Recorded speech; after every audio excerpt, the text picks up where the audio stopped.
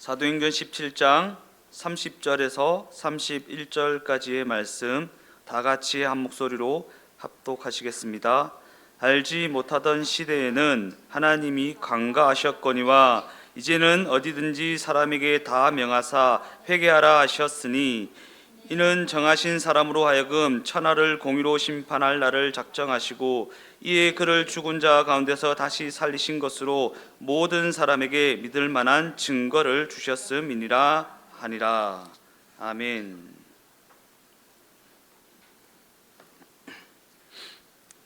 오늘 저는 읽으신 본문의 말씀을 가지고 고난의 여정이 주어지는 이유, 고난의 여정이 주어지는 이유, 조금 더 자세히 말씀드리면 성도들의 삶에 고난의 여정이 주어지는 이유, 고난의 여정이 허락되어지는 이유, 그러한 제목을 가지고 함께 은혜를 나누어 보고자 합니다. 이방에 속한 아덴 시민을 향해 선포한 사도 바울의 설교 내용을 살펴보면 그가 이 세상이 가진 세계관을 향해 도전장을 내밀고 있다라는 사실을 확인하게 됩니다.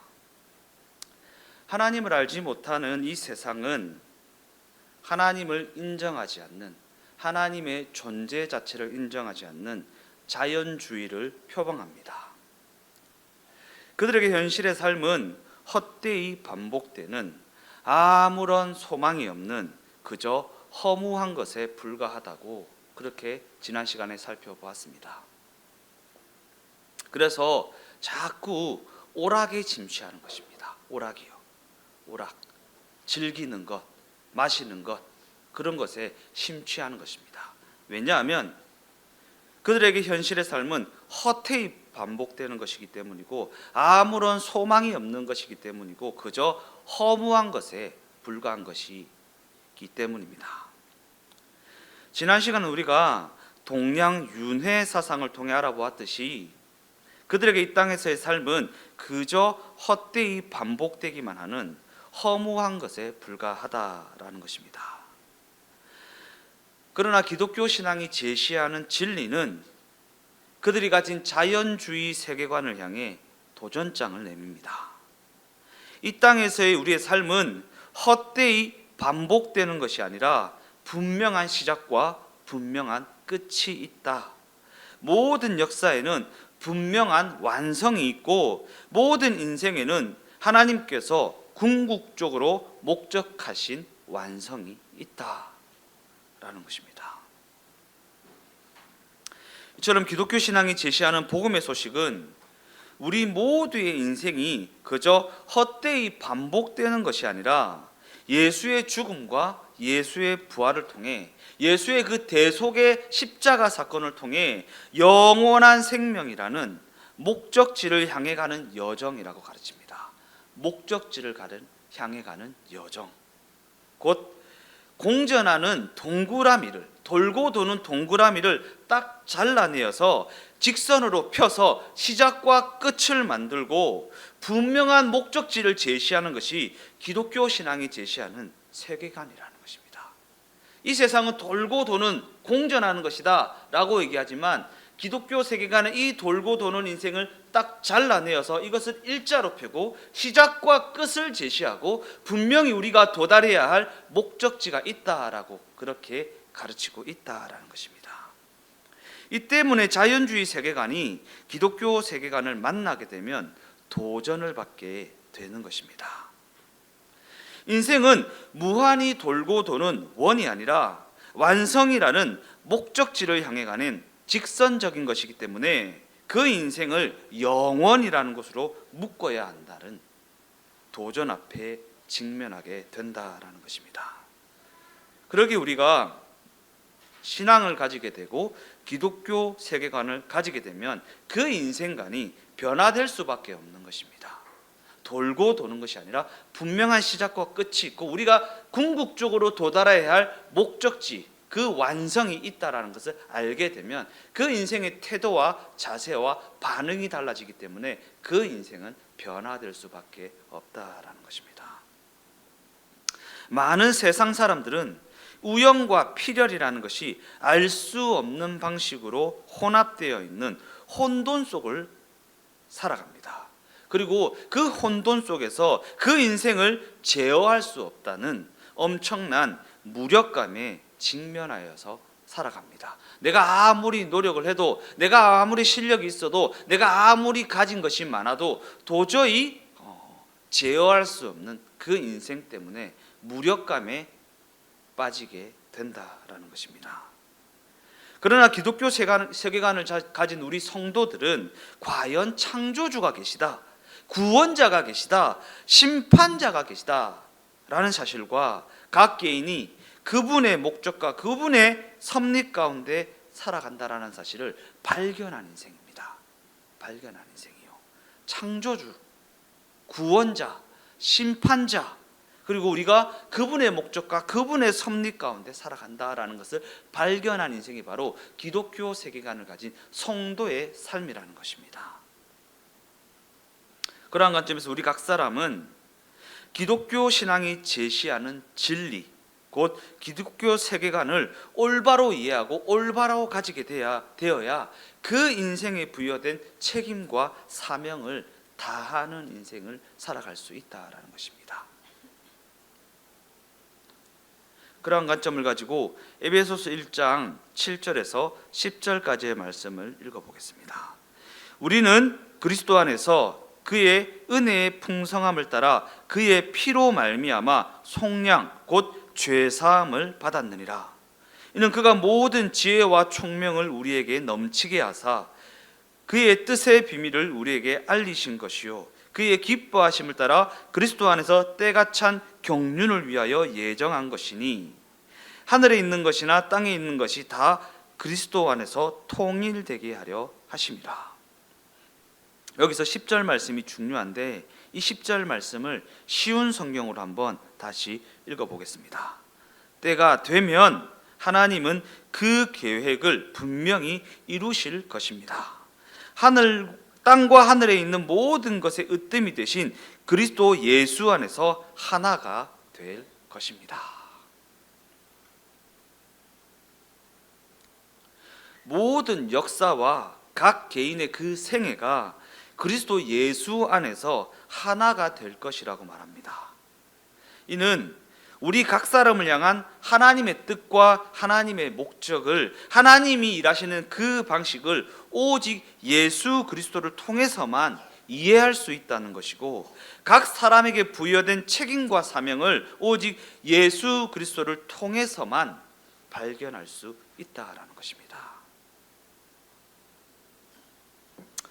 그러기에 우리가 이 말씀에서 그리스도 예수 안에서라고 하는 성경이 제시하고 있는 이 단서를 놓치게 되면 올바른 기독교 세계관을 가질 수가 없습니다. 더 나아가 우리가 올바른 세계관을 가지지 못하면 그 삶의 의미를 깨닫지 못하고 그 의미를 깨닫지 못하면 향방 없이 헤매는 삶을 살아갈 수밖에 없다라는 것입니다. 우리는 복음주의 진영에 속하여 있고, 복음주의 진영은 예수 그리스도의 대속으로 말미암아 얻게 된 구원을 강조하는 진영입니다. 이는 그 강조점이 십자가 대속으로 말미암은 구원의 확신과 죽어서 가게 될 천국에 있다라는 것입니다. 물론 이러한 강조점이 틀린 것은 아니지만 그럼에도 불구하고 우리가 이러한 강조점에만 머무르는 신앙이 되면 너무나도 가난한 신앙이 되어버리고 맙니다. 물론 예수 믿어 구원받아 천국 가는 것 너무나도 소중한 것이고 너무나도 옳은 부분이지만 이러한 강조점에만 머무르는 신앙이 되어버리면 너무나도 가난한 신앙이 되어버리고 만다라는 것입니다. 왜냐하면 성경은 우리 각 사람에게 복음을 통해, 복음의 메시지를 통해 인생 전체를 조망하라는 그러한 요구를 하고 있기 때문입니다. 그러니까 우리가 복음을 전하게 될 때 예수 믿고 천국 가자, 이게 다가 아니다라는 것을 아셔야 합니다. 아셔야 합니다. 물론 예수 믿고 천국 가는 건 너무나도 소중하고 너무나도 귀중한 것입니다. 기독교 신앙에서 이거를 빼면 안 됩니다. 그러나 그것이 전부가 되어서도 안 됩니다. 그것이 전부가 되어서도 안 됩니다. 즉, 이 세상이 끝이 아니다. 죽어서 천국에 가게 된다. 고난을 당하고 실패한 것으로 끝나는 것이 아니다. 라는 것은 너무나도 소중한 복음의 소식이지만, 그럼에도 불구하고 이는 지금을 어떻게 살아가야 하는가에 대한 답을 주지는 못하기 때문입니다. 지금을 어떻게 살아가야 하는가에 대한 답을 주지는 못합니다. 왜냐하면 그저 죽어서 가는 천국만을 강조하는 신앙은 오늘의 삶을 그저 내세를 준비하는 날에 불과한 것으로 여기게 만들어버리기 때문입니다. 천국만 가면 돼. 천국만 가면 돼. 어찌됐든 천국만 가면 돼 라는 생각에 사로잡혀서 지금의 삶을 무책임하게 살아가게 만드는 경향이 있다라는 것입니다. 이러한 강조는 구원은 그저 예수를 통해 받는 것이기 때문에 남은 인생은 그저 잘 견디면 된다, 그저 쓸모가 있어지면 된다 라는 것 외에는 다른 내용이 없는, 인생에 대한 너무나도 소극적이고 너무나도 제한적인 이해밖에는 주지 못한다라는 것입니다. 그러나 성경은 우리에게 이 복음의 메시지를 통해 그저 죽어서 가는 천국만을 제시하고 있는 것이 아니라 우리 인생 전체를 조망하라고 요구하고 있다라는 것입니다. 그런 관점에서 우리가 인생에 대한 이러한 이해에, 이러한 소극적이고 이러한 제한적인 이해에 머물게 되는 그 이유가 무엇입니까? 신앙을 가지게 되었음에도 불구하고 상황, 환경, 여건이라는 것이 개선되지 않는 그 현실에서 기인하는 것 아닙니까? 전에는 몰랐던 신앙이라는 것을 가지게 되었고, 회개를 통해 변화가 되었고, 삶을 새로운 관점으로 이해하게 되었고, 하나님 앞에 헌신하게 되었음에도 불구하고 뭔가 특별한 보상이 없다라는 사실 말입니다. 뭔가 특별한 보상이 주어지지 않는 현실을 살아가고 있다라는 것입니다. 현실 가운데 하나님이 호의를 베푸시는 뭔가 특별한 대접이 있으면 더욱 거룩하게 살고 더욱 쓸모 있는 자가 되고 더욱 헌신하며 살겠는데, 지금은 이 현실의 문제 때문에 아무것도 할 수 없다라는 것이 우리가 직면하고 있는 현실의 삶 아니냐라는 것입니다. 그래서 많은 성도들이 자포자기하는 심정으로 이러한 현실 때문에, 이러한 현실의 어떠함 때문에 지금 누려야 할 하나님의 신령한 것들을 내세로 미루고 있지 않느냐라는 것입니다. 천국 가서 누리지 뭐, 지금은 그냥 버티는 거야, 지금은 그냥 견디는 거야, 지금은 그냥 남들보다 조금 더 쓸모 있어지면 돼 라고 하는 그러한 자포자기하는 심령으로 지금 누려야 할 하나님의 신령한 복들을 내세로 미루고 있지 않냐라는 것입니다. 그러나 그럼에도 불구하고 성경은 오히려 현실의 삶을 강조하고 있다는 사실을 우리가 놓쳐서는 안 됩니다. 우리가 해결할 수 없어 쩔쩔매고 있는 현실의 삶에 대하여 성경은 이렇게 이야기하고 있습니다. 로마서 12장 1절 말씀을 다 같이 한번 읽어보겠습니다.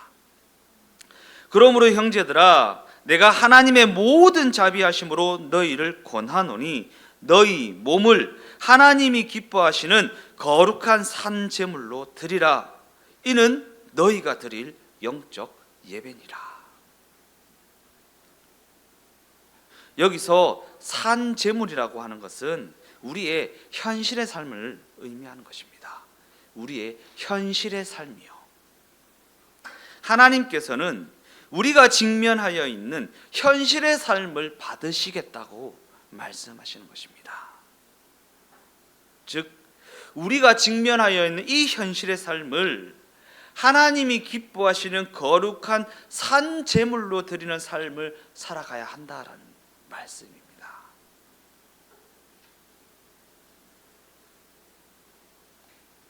이는 우리의 실력이라는, 우리의 어떠함이라는, 우리의 쓸모를 받으시겠다는 것이 아니라 우리가 직면한 지금의 그 현실을 몸으로 살아내는 그 삶의 과정을 받으시겠다라는 말씀입니다.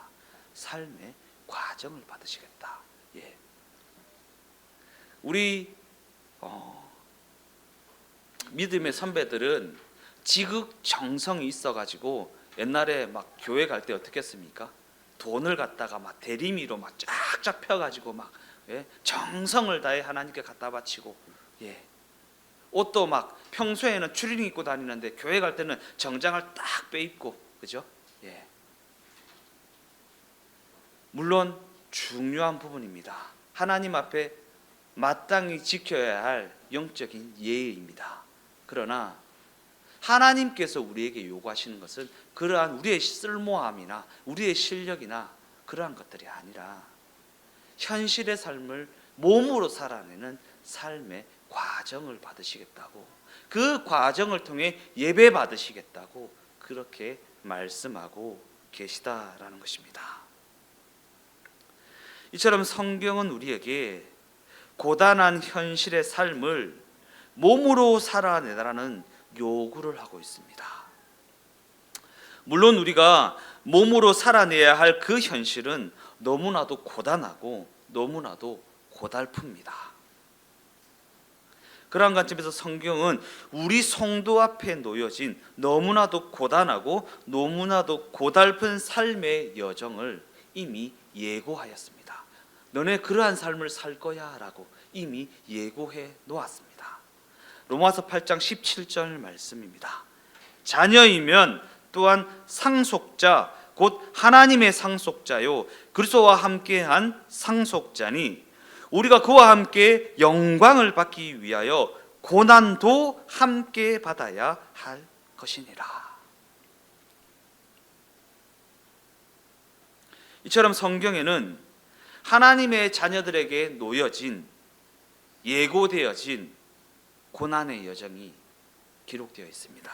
그 고난의 여정이 이미 예고되어 있습니다. 너네 하나님의 자녀지, 너네는 이러한 삶을 살아가게 될 거야, 이러한 고난에 직면하게 될 거야 라고 이미 예고되어 있습니다. 예수 그리스도를 통해 구원을 얻어 예수 안에서 하나가 된 우리는 예수의 죽음과 부활이라는 영광스러운 승리만을 취하게 되는 것이 아니라 그 영광을 함께 받기 위하여 그가 감당하신 현실적 고난 또한 함께 하게 된다라는 것입니다. 그리스도와 하나가 된다 그랬잖아요. 그리스도 안에서 하나가 된다고 했잖아요. 누구와요? 예수 그리스도와. 예수 그리스도와. 그런데 우리는 현실적 고난도 함께 하게 된다는 성경의 이 예고를 자꾸 잊어버립니다. 아니, 애써 모르는 척합니다. 그럼에도 불구하고 성경은 예수를 통한 그 구원하심이 궁극적으로 목적하고 있는 그 영광스러운 자리에 이르기 위해서는 그 현실의 삶을 예수와 함께 살아내는 그 과정을 우리가 통과해야만 한다라고 너무나도 분명하게 이야기하고 있다라는 것입니다. 중요한 부분이 제시되어졌습니다. 예수를 통한 그 구원하심이 궁극적으로 목적하고 있는 그 영광스러운 자리, 그 영광스러운 자리. 그냥 죽어서 천국 간다, 예수 믿어 천국 간다, 이게 궁극적인 자리가 아닙니다. 그 영광스러운 자리요, 그 영광스러운 자리. 우리가 영광스러운 모습으로 그 자리에 이르게 하시기 위해서 우리로 하여금 그 고난의 과정을 거치게 하시고, 그 과정을 통해 우리가 조금 더 영광스러운 반응을 하며 살아가는 자로 세워지게 하신다라는 것입니다. 이 대목은 우리가 늘 외면하는 부분이지만 그럼에도 불구하고 성경은 현실이라는 그 고난의 여정을 우리에게 제시하고 있다라는 것입니다. 빌립보서 1장 29절에서 30절까지의 말씀입니다. 그리스도를 위하여 너희에게 은혜를 주신 것은 다만 그를 믿을 뿐 아니라 또한 그를 위하여 고난도 받게 하려 하심이라. 너희에게도 그와 같은 싸움이 있으니 너희가 내 안에서 본 바요 이제도 내 안에서 듣는 바라. 사도 바울 또한 이 서신을 옥중에서 쓰고 있는 것처럼 자신 스스로가 그 고난에 동참하여서 그 현실적인 고난을 감당하고 있다고 말합니다. 이는 우리 그리스도인들이 예수 그리스도를 믿음으로 말미암아 구원에 이르는 것이 전부가 아니라 그의 현실적인 고난에 동참하여 그 고난을 감당하는 자들이 되어야 한다라는 의미입니다. 그러한 관점에서 과거에는 우리 모두가 억울하게 고생을 당하거나 스스로가 희생을 하게 되는 것을 그저 자신의 신앙을 표현하는 것으로만 여겼지 그 고난을 감수하는 것 자체에 어떠한 의미가 있다라는 이해에는 이르지 못하였습니다. 왜냐하면 그만큼 한국교회가 우리가 직면하여 있는 그 현실적인 고난을 해석하거나 그 의미를 이해하는 수준에까지는 이르지 못하였기 때문입니다. 그래서 내가 고난을 당하고 있을 때면 부끄러워서 교회도 못 가는 일들이 벌어지게 되는 것입니다. 고난을 당하는 것이 부끄러워서 교회도 못 가는 지경 말입니다.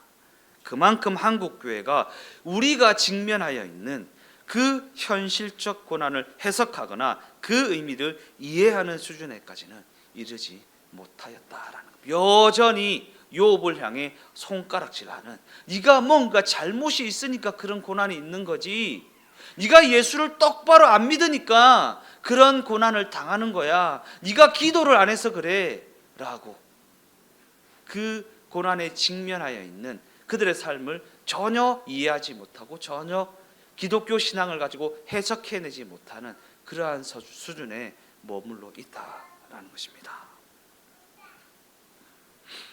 요한복음 1장 14절 말씀입니다. 말씀이 육신이 되어 우리 가운데 거하심에 우리가 그의 영광을 보니 아버지의 독생자의 영광이요 은혜와 진리가 충만하더라. 말씀이 육신이 되었다라는 것은 하나님의 의지와 하나님의 약속과 하나님의 그 능력이 인격을 가진 육체 안에 구체적으로 나타나게 되었다라는 의미입니다. 우리가 어떤 사람에 대한 객관적인 정보를 알게 되었다고 해서 그 사람을 다 알게 되었다라고는 할 수 없습니다. 왜냐하면 그 사람의 객관적인 정보보다 그 사람의 성격이나 인품이나 그 사람만의 독특한 표현이나 습관, 나와 맺은 그 관계를 통해서만 나타나게 되는 그 사람의 태도와 같은 실제적인 그를 알아야 그 사람을 안다라고 말할 수 있기 때문입니다. 이 부분을 준비하면서 제가 그 부분이 떠올랐어요. 저희 집사람이 저랑 결혼하고 얼마 지나지 않아서 그런 얘기를 하더라고요. 그 자상하던 하나님의 오빠 어디 갔노? 그 자상하던 하나님의 오빠 어디 갔노? 같이 살아보니까 다르더라. 같이 살아보니까 다르더라.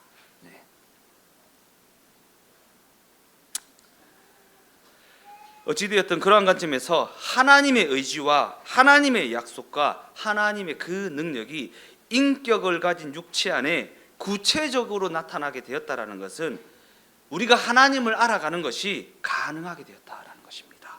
하나님을 알아가는 것이 가능하게 되었다.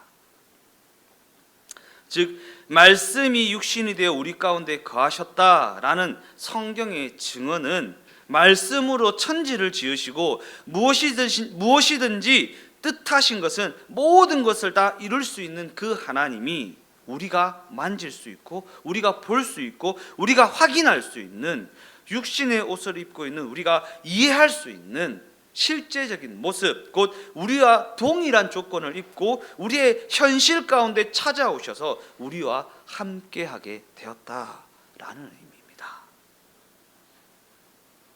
성경은 그가 그렇게 하여 당신의 영광을 드러내셨다라고 증언하고 있습니다. 그렇게 오신 그분을 보니까 과연 은혜와 진리가 충만하다라고 증언하고 있는 것입니다. 그러나 그럼에도 불구하고 이 땅에서의 그분의 삶은 얼마나 고달팠으며 그분의 현실은 얼마나 고통스러웠습니까? 너무나도 고달팠고 너무나도 고통스러웠습니다. 그러면 예수님을 향해서도 네가 신앙을 똑바로 가지지 않아서 그래 라고 말하실 것입니까? 과연 그러실 것입니까? 예수님께서 부활의 생명으로 이루신 역전의 그 승리 앞에는 육체로 감당하셔야만 했던 현실적 고난이라는 여정이 과연 자리하고 있었습니다. 그러한 관점을 가지고 이사야 53장 4절에서 6절까지의 말씀을 읽어보겠습니다. 그는 실로 우리의 질고를 쥐고 우리의 슬픔을 당하였거늘 우리는 생각하기를 그는 징벌을 받아 하나님께 맞으며 고난을 당한다 하였노라. 그가 찔림은 우리의 허물 때문이요 그가 상함은 우리의 죄악 때문이라. 그가 징계를 받음으로 우리는 평안을 누리고 그가 채찍에 맞음으로 우리는 나음을 받았도다.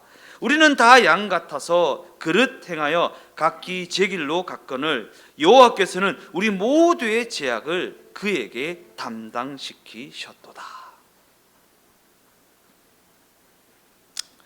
이사야 선지자는 우리를 포함한 많은 사람들이 그가 잘못해서 하나님께 매를 맞은 것이라고 말하고 그가 잘못해서 하나님 앞에 고난을 당하게 된 것이라고 오해를 하고 있다고 말합니다. 이 지점 성도들의 삶에 고난의 여정이 주어지는 이유입니다.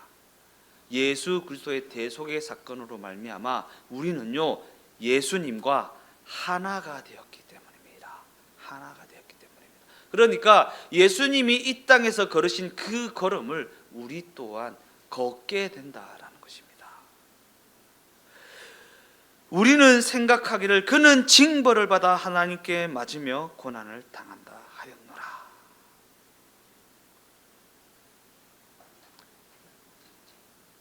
그러나 예수 그리스도께서 스스로를 버려 현실의 삶 가운데 뚫고 들어오셨다라고 하는 그 성육신인의 은혜는 우리가 가히 표현할 길 없는 하나님의 너무나도 놀라운 은혜입니다. 그가 찔림은 우리의 허물 때문이요 그가 상함은 우리의 죄악 때문이라. 그가 징계를 받음으로 우리는 평안을 누리고 그가 채찍에 맞음으로 우리는 나음을 받았도다. 결론적으로 말씀을 마무리하겠습니다. 우리가 지금까지 살펴본 바와 같이 그 은혜로 말미암아 구원을 얻어 예수님과 동행하는 삶을 살아가게 된 우리는 그가 받으신 고난 가운데 살아가게 됩니다.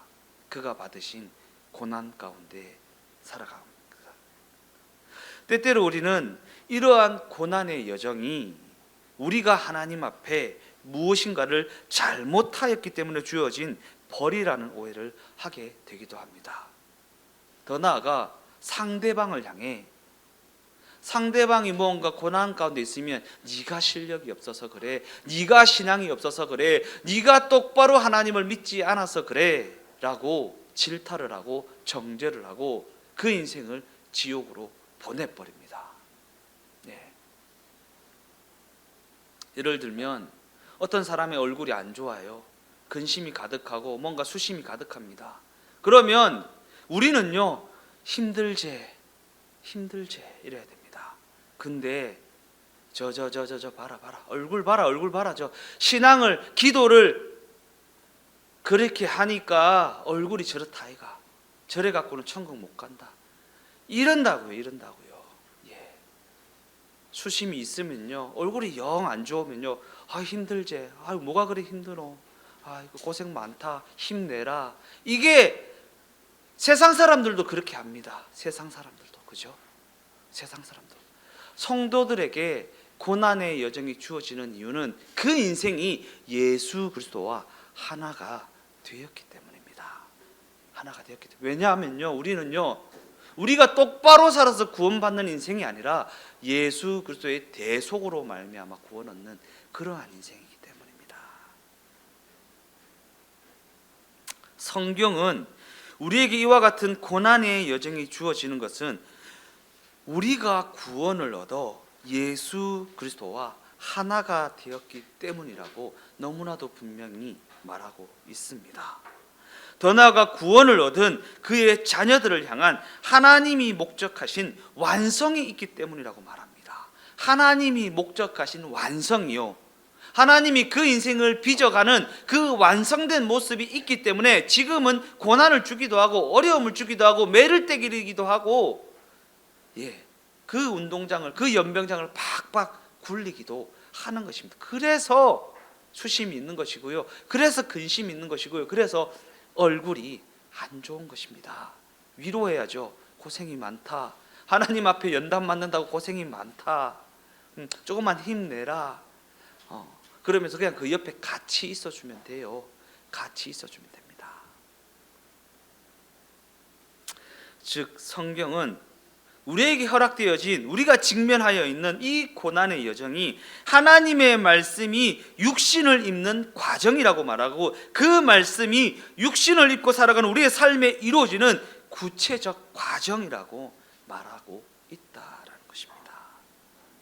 그러기에 우리는 그러한 고난의 여정을 하나님의 뜻과 하나님의 섭리하심이 그 현실의 삶 가운데 이루어져 가는 구체적이고 실제적인 과정으로 보아야 한다라는 것입니다. 과정으로 보아야 한다. 이는 그만큼 하나님이 우리를 실제적으로 인도하고 계시다라는 것입니다. 그만큼 우리의 삶에 구체적으로 개입하고 계시다라는 것을 보여주는 대목이라는 것입니다. 그러기에 우리 주동행교회 각 사람이 그의 개입하심으로 말미암은 그 모든 고난의 여정을 하나님이 우리의 아버지가 되신다라는 증거로 여기게 되시기를 예수님의 이름으로 축원드립니다. 하나님이 우리의 아버지가 되신다라는 증거로 여기게 되시기를 예수님의 이름으로 축원드립니다.